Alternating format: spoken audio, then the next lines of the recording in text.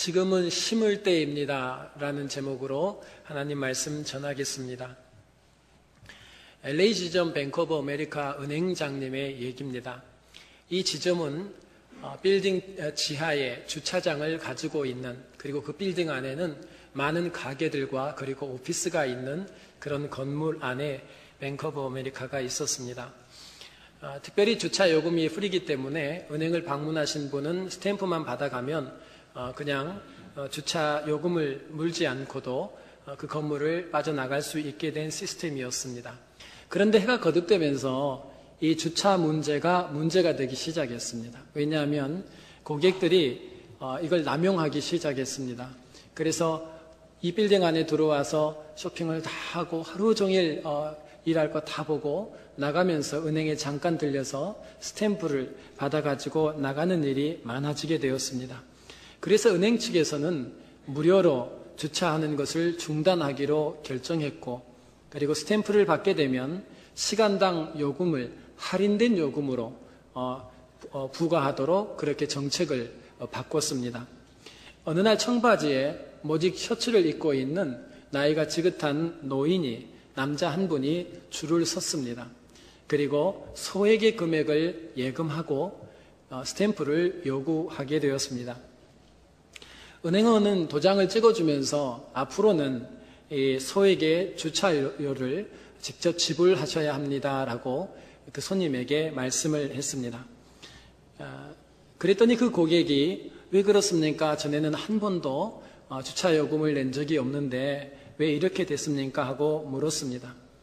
은행원은 그 오피스 안에 많은 사람들이 만원되어 있는 상황을 보고 약간 짜증스럽게 톡 쏘아대면서 이렇게 얘기했습니다. 그게 새 규칙이니까 제가 그 규칙을 정한 것이 아니니까 또 제가 그저 알려드리는 일만 할 뿐입니다. 다시 고객이 얘기합니다. 하지만 그 전에는 그렇게 하지 않았는데 무슨 이유라도 있는 것입니까? 다급한 목소리로 또 짜증스러운 목소리로 고객에게 그 은행원이 얘기합니다. 제가 할 얘기는 다 한 것 같으니까 혹시라도 이 부분에 불만이 있으시다면 줄을 서셨다가 지점장님을 만나서 컴플레인을 하는 것이 좋겠다고, 뒤에 사람들이 많이 있으니까 빨리 비켜줘야 저도 일을 할 수 있을 것 같다고 불쾌하게 대답을 했습니다. 그 신사가 다시 줄을 섰습니다. 그리고 줄을 서서 차례가 되었을 때 창구에 가서 그분이 거래했던 그 자금인 420만 불을 인출해서 바로 건너편에 있는 다른 은행에 입금시켜 버렸습니다. 은행원이 불친절이라고 하는 씨앗을 심었고 그 은행은 그 대가로 420만 불이라는 돈을 내어주게 되었던 것입니다. 우리는 우리가 모르는 사이에 계속해서 무언가를 심고 있습니다. 그것이 우리의 의도가 있었건 혹은 우리의 의도가 전혀 있지 않았건 그 심은 결과는 바로 우리의 인생과 그리고 우리의 자녀의 후손의 인생에 고스란히 여전히 지금도 돌아오고 있습니다. 현재 여러분의 삶은 바로 과거의 여러분이 심은 씨앗의 결과입니다. 우리는 과거를 바꿀 방법이 없습니다. 그러나 우리는 우리의 미래를 바꿀 수 있습니다. 과거를 바꿀 수 없지만 우리의 미래를 바꾸기 위해서는 바로 우리의 현재라는 곳에서 하나님 앞에 심기 시작해야 합니다. 오늘 이 본문 말씀은 우리에게 심고 거두는 중요한 세 가지 원리를 가르쳐 주고 있습니다. 그 첫 번째 원리는 무엇이냐면 바로 7절 말씀에 사람이 무엇으로 심든지 그대로 거둘 것이라고 말씀합니다. 그런데 이 본문 말씀이 원어 성경에는 생략된 단어가 하나 있습니다. 그 단어는 바로 가르라고 하는 단어입니다.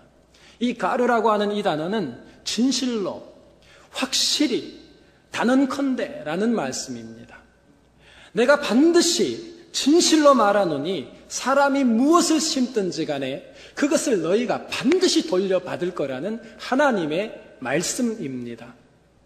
그런데 이 본문 7절에 앞에가 만홀히, 하나님께서는 만홀히 여김을 받지 아니하신다라고 기록을 해 두었습니다. 이 말씀의 의미가 뭐냐면 내가 육체를 위하여 심어놓고 마치 영생의 영원한 열매를 맺을 것처럼 자기 자신을 속이고 살아가는 그런 행위를 하는 사람들에게 하나님께서는 결코 조롱당하지 않겠다라는 뜻입니다. 내가 그것을 묵과하지 않겠다라는 하나님의 선언이 앞에 있습니다. 그러니까 이 7절 말씀이 얼마나 무서운 말씀이냐면 너희가 심은 그대로를 확실히 내가 돌려주겠다. 반드시 돌려주겠다. 심지 않는 것을 거두게 하지는 절대로 않겠다라는 하나님의 강력한 의지가 이 본문 말씀 속에 들어 있습니다. 그럼 정말로 하나님께서는 사람이 무엇으로 심든지 그것을 그대로 돌려주시는 분이신가? 성경 속으로 한번 들어가 보겠습니다. 성경 사무엘 상으로 잠깐 가보면 사무엘상 2장 30절 하반절에 나를 존중히 여기는 자를 내가 존중히 여기고 나를 멸시하는 자를 내가 경멸히 여기리라. 하나님께서는 하나님에게 선한 것, 영원한 것, 좋은 것들로 심어놓으면 하나님을 존중히 여기는 것으로 알고 하나님께서는 그 심은 자에게 존중함으로 거두게 하시겠답니다. 그러나 만약 하나님을 향해서 멸시하는 마음으로 살게 될 때에는 하나님께서 그를 향해서 경멸하시겠다고 약속하고 있습니다. 성경에 사무엘 상하 그리고 역대 상하, 열왕기 상하에 흘러가는 한 가지 원리가 바로 이 사무엘상 20장 30절 말씀입니다. 하나님께서는 그 왕이 누군가 관심 없습니다. 하나님은 그 왕이 누구든지 그가 나를 존중히 여기면 내가 그를 존중히 여겨주겠답니다. 그 왕이 누군가 상관없이 그 나라와 민족이 하나님을 멸시하면 하나님도 그를 경멸하겠다고 말씀하고 계십니다. 그래서 사무엘상부터 시작된 열왕기까지의 모든 밑바탕에는 어떤 왕은 하나님을 존중히 여길 때 하나님은 정말 그 왕과 그 나라와 그 민족을 존중히 여겨주셨고 하나님을 멸시할 때에는 하나님께서 그 왕과 그 나라와 그 민족을 경멸하셨던 것이 바로 히스토리입니다. 제가 간단하게 증거를 성경에서 보여드리겠습니다. 사무엘상을 보면 사무엘상은 인물이 계속 대조가 됩니다. 어떤 인물이냐면 부모의 입장에서 하나님을 멸시했던 엘리 제사장이 등장하고 또 한 그룹은 부모의 입장에서 하나님을 존중히 여겼던 바로 엘가나와 한나의 부모가 등장합니다. 엘리 제사장이 얼마나 하나님을 멸시했는지 그것은 여러분이 잘 아실 겁니다. 홈리와 비느하스가 그들이 하나님 앞에서 하나님만이 가지시는 그 귀한 재물들을 삼지창으로 찍어서 탐했고 뿐만 아니라 기름지고 좋은 것은 하나님께 드리기로 한 것을 스스로 가져갔고 성경에서는 그를 불량자라고 얘기했을 뿐만 아니라 하나님의 예배를 멸시했다고 성경에 그대로 기록이 되어 있습니다. 성소에서 봉사하는 여인과 동침하게 되면서 하나님을 멸시해버린 그 사람이 바로 홈리와 비느하스, 엘리의 패밀리입니다. 그런데 하나님을 멸시했던 그들의 마지막을 성경이 너무나 자세하게 기록합니다. 어떻게 기록을 해두었냐면 홈리와 비느하스가 블레셋과의 전쟁에서 처참하게 죽임을 당합니다. 그리고 그 소식을 들었던 아버지 엘리 제사장이 의자에 앉아있다가 넘어지면서 목뼈가 부러져 죽었다고 성경이 기록합니다. 비느하스의 아내가 아이를 낳으면서 죽습니다. 죽으면서 그 아이의 이름을 이가봇이라고 지었습니다. 하나님의 영광이 이스라엘에서 떠났답니다. 아니요. 하나님의 영광은 그대로 계셨습니다. 사무엘과 함께 계셨습니다. 어디를 떠났냐면 엘리 가정을 떠나버린 겁니다. 하나님을 멸시했던 엘리 제사장의 그 부모의 가정이 멸절당하는 장면을 이상하게도 성경은 자세하게 기록해두고 그 앞절에다가 나를 존중히 여기는 자를 내가 존중히 여기고 나를 멸시하는 자를 내가 경멸한다고 하나님께서 그 원리를 설명해 두었습니다. 자식의 입장에서는 사무엘상의 두 사람을 비유합니다. 홈리와 비느하스, 하나님을 멸시하는 자식과 그리고 하나님을 존중하는 사무엘이 비교되고 있습니다. 그 다음에는 제사장 입장에서는 하나님을 멸시하는 엘리 제사장과 하나님을 존중히 여기는 사무엘 제사장이 함께 병행되고 있습니다.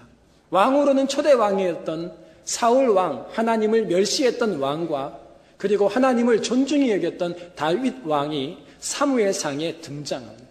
사무엘상은 그 구도가 계속적으로 하나님을 멸시하는 한 그룹과 하나님을 존중하는 한 그룹을 보여주면서 하나님을 멸시했던 그들이 어떻게 멸망당했는지를 그대로 여실히 보여주고 뿐만 아니라 하나님을 존중히 여겼던 그 사람들이 어떻게 하나님으로부터 존중함을 받았는지를 기록해 두었습니다. 사무엘 하는 어떻습니까? 사무엘 하는 다윗이 등장합니다. 한 인물을 통해서 똑같은 얘기를 합니다. 한 인물이 없는 시절에 하나님을 존중히 여길 때 그가 왕이 됐던 얘기입니다. 그런데 같은 인물입니다. 같은 인물인 다윗이 어느 날 하나님을 멸시하게 됩니다. 다시 말하면 자신의 충신의 아내를 강간하고 충신을 죽여버리고 하나님의 성소에 매일마다 예배를 드리는 장면이 나옵니다. 하나님을 우롱하고 멸시할 때 다윗은 같은 인물임에도 불구하고 그 안에서 곤고함을 경험하게 됩니다. 그랬던 그가 참회하고 하나님께 돌아왔을 때 하나님께서는 그 다윗의 인생을 다시 마지막까지 견고하게 세워주는 것이 바로 사무엘 하의 주제입니다. 사무엘 상부터 시작되어서 열왕기까지 흘러가는 모든 주제가 뭐냐면 네가 하나님 앞에 무엇을 심느냐, 네가 심은 것을 내가 그대로 거두게 해주겠다고 하나님께서는 말씀하고 계십니다. 오늘 본문 말씀 속에 하나님을 만홀히 여기지 말합니다. 주님은 뭐라 그러냐면 악하답니다. 무슨 얘기를 하냐면 심지 않고 그 열매를 기다리고 있는 성도들에게 악하답니다. 하나님을 만홀히 여기는 것이랍니다. 하나님의 말씀을 따라 순종하고 말씀으로 내 인생을 경영하지 않고 하나님의 말씀에 놀라운 복을 기대하고 있는 우리의 마음속에 하나님을 만홀히 여겼답니다. 악하다고 얘기합니다. 여러분, 내가 내 부모에게 효를 다하지 않았음에도 불구하고 내 자식의 효를 기다리고 있을 때 하나님께서 뭐라고 말씀하시냐면 악하답니다. 여러분, 내가 부모를 대하는 지금 여러분의 심정이 바로 우리의 자녀가 후에 저와 여러분을 대하는 심정이 될 것을 믿으시기 바랍니다. 오늘 내가 부모를 진심으로 사랑하고 그분을 진심으로 존경하지 않는 한, 하나님께서는 그걸 심지 않는 한 우리가 우리에게 돌아오는 것이 내 지금 이 마음으로 부모를 공경했던 그 수치만큼 내 자녀가 나를 그렇게 대할 것이라고 믿는 것이 신앙이랍니다. 여러분, 오늘 성경은 우리에게 먼저 기억하랍니다. 너희가 심은 그대로 너희가 돌려받을 것이다. 하나님의 진리의 말씀을 따라 순종하고 심으면 그 진리의 말씀의 열매가 저와 여러분의 가정에 임할 줄 믿으시기 바랍니다. 두 번째 중요한 것이 있습니다. 그것은 뭐냐면 우리는 하나님께서 우리에게 양식을 주실 때, 하나님이 우리에게 풍족하게 양식을 주실 때 항상 주신 것 안에는 씨가 종자가 있다라는 거예요. 아무리 어려워도 하나님께 다시 심어야 될 것을 하나님은 우리에게 양식과 함께 종자를 주신다라는 거예요. 사도 바울은 이걸 분명히 믿었던 사람입니다. 고린도서 9장 10절에 보면 심는 자에게 씨와 먹을 양식을 주시는 이가 너희의 심을 것을 주사 풍성하게 하시고 너희 의의 열매를 더하게 하시리니. 사도 바울이 뭐라고 그래요? 하나님께서 주신 것은 양식과 씨를 다 같이 준대요. 바울은요, 씨를 구별해버렸어요. 종자를 구별하고 양식을 구별하고 먹을 양식만 손을 대고 하나님이 심으라고 주신 종자는 따로 구별해 두어 버렸습니다. 왜 그랬을까요? 씨를 먹으면 내일이 없어요. 여러분, 하나님께서 주신 종자를 아무리 어렵다고 심어야 될 것을 우리가 써버리고 아무리 어렵다고 하나님이 주신 종자를 줄여서 우리의 음식으로 사용해버리면 우리의 미래가 어두워져 버립니다.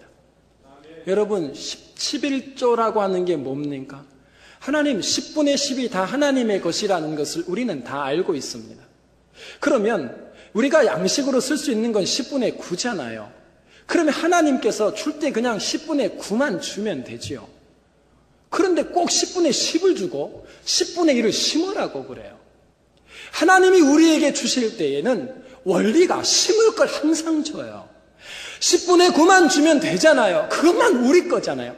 10분의 10이 다 하나님의 것이지만 우리가 10분의 9는 쓸 수 있으니까 그 10분의 9만 주면 되는데 하나님께서는 10분의 10을 우리에게 다 허락하시면서 이 양식 속에 미래를 준비하고 미래를 바꿀 수 있는 씨의 종자인 10분의 1도 함께 줘요.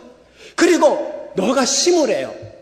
너가 심으래요. 그런데 너무 어렵다고, 너무 힘들다고, 불경기라고 하나님께서 주신 10분의 10 중에서 내일을 연출하고 내일을 준비하고 미래를 위해서 심으라고 준 10분의 1까지 따먹어버리는 거예요. 그리고 그 10분의 1을 줄여서 조금만 심는 거예요. 그래서 미래가 없어요. 여러분 언제 심어야 되는 줄 아세요? 심을 것이 없을 때 심는 거예요. 심을 것이 없을 때 종자 삼고 씨 삼는 거예요. 여러분 하나님이 우리에게 물질만 주셨습니까? 시간이라는 인생을 주셨잖아요. 인생이라는 시간을 7일 단위로 끊어서 한번 생각을 해보십시오. 월, 화, 수, 목, 금, 토, 주라는 7일 중에서 오늘 여러분이 씨의 종자인 이 7일이 다 하나님의 날이라는 걸 우리는 다 알아요. 그런데 주일을 지키면서 뭘 고백하는 건 줄 아시죠? 이 남은 날도 다 주의 것입니다를 고백하는 게 주일을 지키는 거예요. 이게 씨앗이 종자예요. 하나님 그냥 6일만 주면 되는데 7일을 다 주시고 뭐 하라고? 내가 너에게 준 양식 속에는 종자가 있대요. 내일을 바꾸는 게 있대요. 오늘 이 예배가 뭐예요? 오늘 이 예배는 남은 6일 나의 남은 미래를 다시 풍요롭게 영적으로 풍성하게 미래를 바꾸라고 주신 씨의 종자임을 믿으시기 바랍니다. 그래서 그 종자를 하나님께서 주신 그 씨앗을 심을 때 우리의 미래가 달라져요. 너무나 많은 분들이 내 미래를 준비를 안 해요. 종자도 타먹어버려요. 종자를. 성경에 대가는 씨앗인 종자와 하나님이 우리에게 쓰라고 주신 양식을 철저하게 구분하고 있습니다. 여러분, 사르밧 과부에게 남은 것이 뭡니까? 그저 남은 빵가루하고 기름밖에 없습니다. 그냥 먹고 죽으려고 했을 정도로 작은 것입니다. 그런데 그것을 하나님께 드려버립니다. 주의 종에게 드렸지만 그의 마음은 하나님을 대접했습니다. 그게 뭡니까? 나에게 지금 드릴 게 없단 말이죠. 그런데 그 남은 것을 뭘 삼아버렸어요? 종자로 삼은 거예요. 그것을 하나님께 씨의 종자로 삼아서 아버지 앞에 드렸어요. 하나님이 이 본문에 무슨 얘기를 합니까? 3년 6개월 가뭄 동안 하나님께서 사르밧 과부의 생활을 책임져 주셨다 그랬어요. 그의 3년 6개월의 미래는 씨의 종자를 통해 시작하는 거예요. 하나님께서 주신 그 귀한 씨앗과 종자들을 하나님께 심으실 수 있기를 주님의 이름으로 축원합니다. 여러분, 하나님의 말씀은 씨앗입니다. 종자입니다. 어려움 중에 계십니까? 말씀에 순종해 보세요. 그 말씀을 하나님 앞에 순종함으로 한번 심어 보세요. 지금은 그 말씀을 순종하면서 손해보고 있지만 하나님께서는 그 심을 때 그 인생의 미래를 바꾸어 주시는 것입니다. 누가복음 6장 38절에 너희의 헤아리는 그 헤아림으로 너희도 헤아림을 도로 받을 것이니라. 선교사님이 중국에를 갔다가 보니까 감자를 다 생산했는데 감자 중에 큰 거는 다 골라내고 골라서 양식으로 먹고 작은 것들을 다시 심더랍니다. 그래서 선교사님이 일러줬어요. 우리 미국에는 감자가 나오면 작은 걸 먹고 큰 것을 심는데, 그래서 중국 농부들이 그 말씀, 선교사님 말씀대로 정말 큰 것을 심고 작은 걸 그 해에 먹었어요.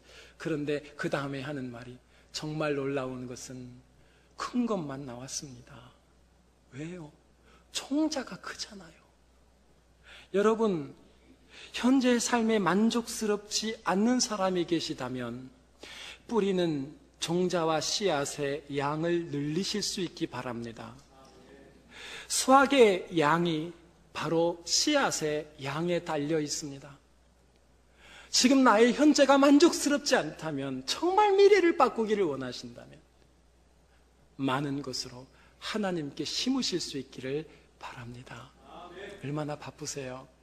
새벽부터 뛰어서요, 저녁까지 뛰어야 밥 먹을 수 있는 땅이 여기 이민의 땅 아닙니까? 그렇게 바쁜 와중에서 세상에 새벽에 나와서 기도하시는 분들도 계시고요, 그 새벽에 집에 일어나서 아이들 밥 차려주고 또 무릎 꿇고 그 피곤한 중에 기도하는 분들이 계세요. 뭐 하시는 거예요?